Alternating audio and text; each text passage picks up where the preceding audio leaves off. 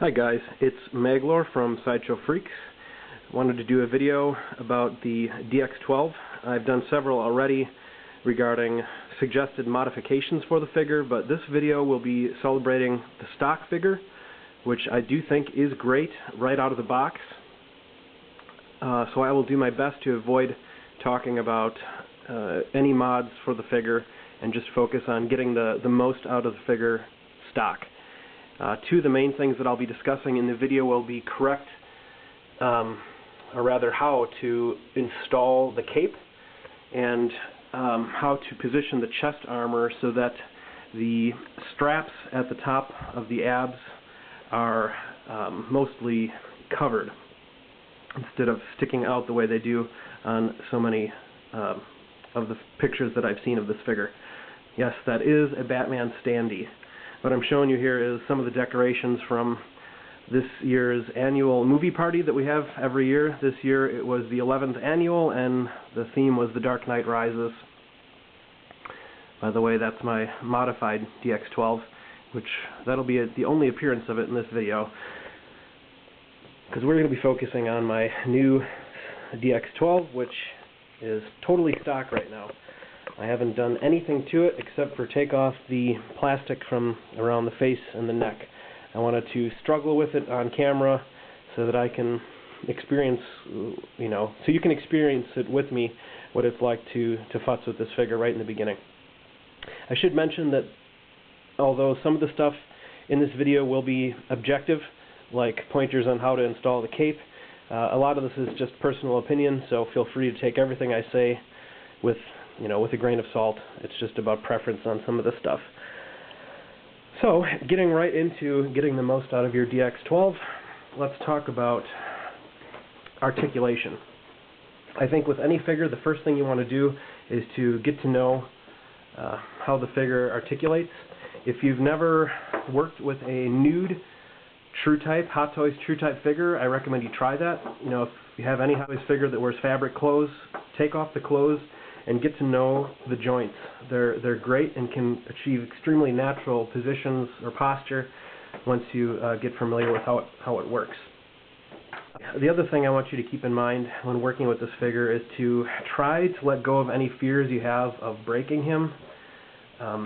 He's stronger than you might think. For the price, I know a lot of people are really afraid that they're going to damage the figure, so they don't like to manhandle it too much, but really to get him to look good, you're going to see me doing some pretty, it might look extreme to some of you, I don't know, but again, these can take more than you think. Alright, so starting from the top down, let's look at the parallel eye rolling system on the head. You often hear people mention that the parallel eye rolling system looks the best with head down and eyes up. And I agree with that 100%. You want to have more white on the bottom of the eyes than on the top of the eyes. And I'm going to try to illustrate for you why that is. The only way for me to illustrate this is to get my face on camera, which I'm not keen on doing, but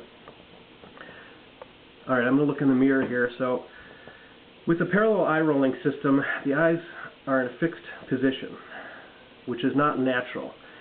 When a person tilts their head back and looks down, their lids naturally fall. Parallel eye rolling system doesn't do that. So this is what you got with the parallel eye rolling system, is head down, eyes up, looks like this.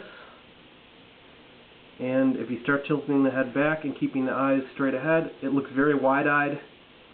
And then taking the head all the way back, and it just looks psychotic, which might be okay if you're posing the Joker, but I don't think it works for Batman. So.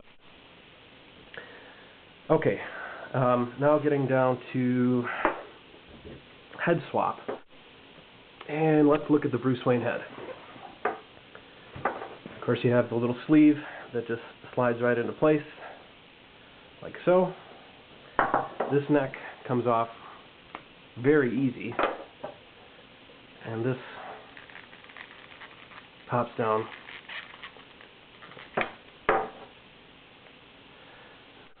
Here comes the manhandling. Alright, and head's in place.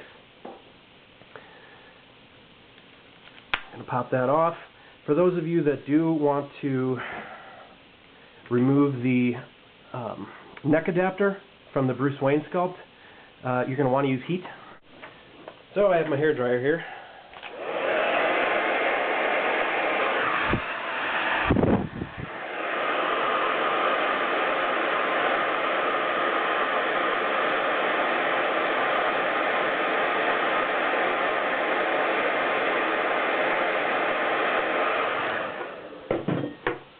Let's see if I did it long enough. This is not good television. Alright, so popped it out.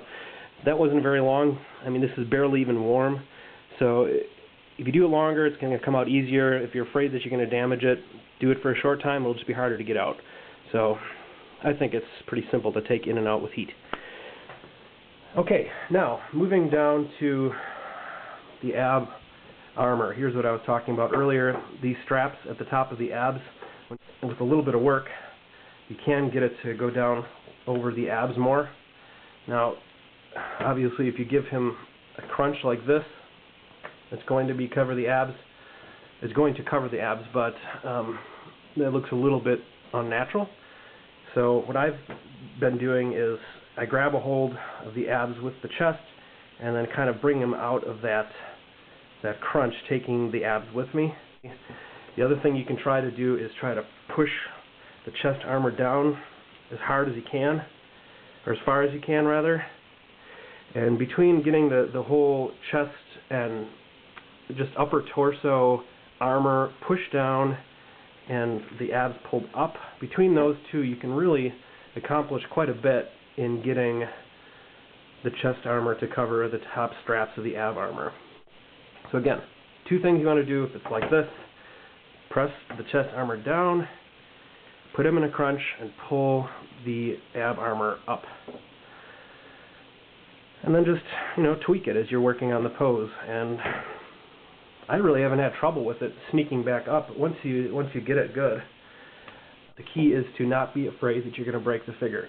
You have to be a little rough with it in order to get things to match up the way you want them. Okay, gauntlets real quick.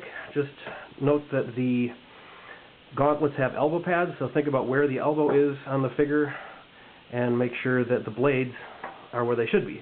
So if you turn the gauntlets like this and you have the blade sticking out, that would mean his elbow is on the side of his arm, which, isn't correct. So every once in a while I'll see a picture where the gauntlets look like this.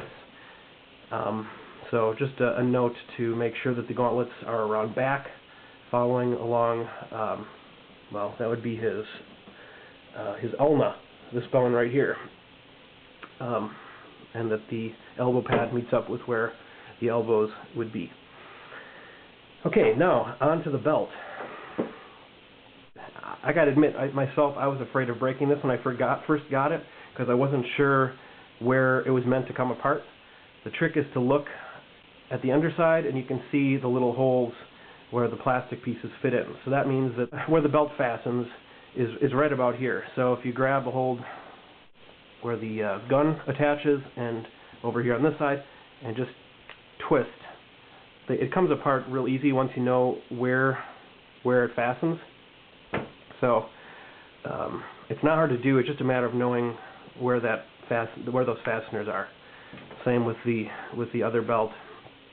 Again, you can see the little plastic nub where it goes in, so that's where it separates. Okay? Now, installing the belt,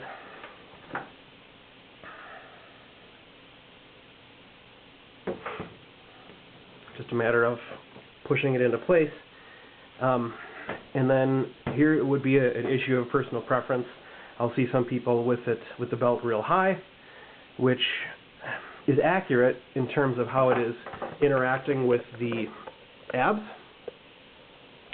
but it is not accurate with regard to how much of the codpiece it's showing. Okay, you see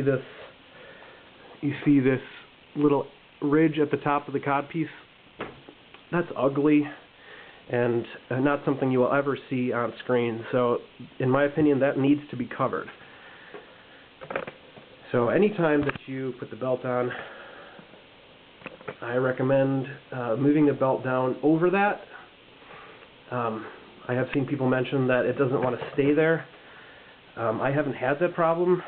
It's just a matter of getting the right angle. If you have the belt angled like this, it's going to be harder to keep it down, I think. But if you have it angled, nicely this way, it goes up over his butt and down over the top of the codpiece. And it's loose enough that it just seems to sit there real nice. It doesn't want to slide back up. The other belt is tighter and it's more of a struggle with, but it can be done on there as well. Alright, so that's the belt. And let's see here, going down to the boots, you can see that out of the box here, the top part, the sleeve here of the boot is not straight. It wasn't on mine, so just make sure that the stripes on the sides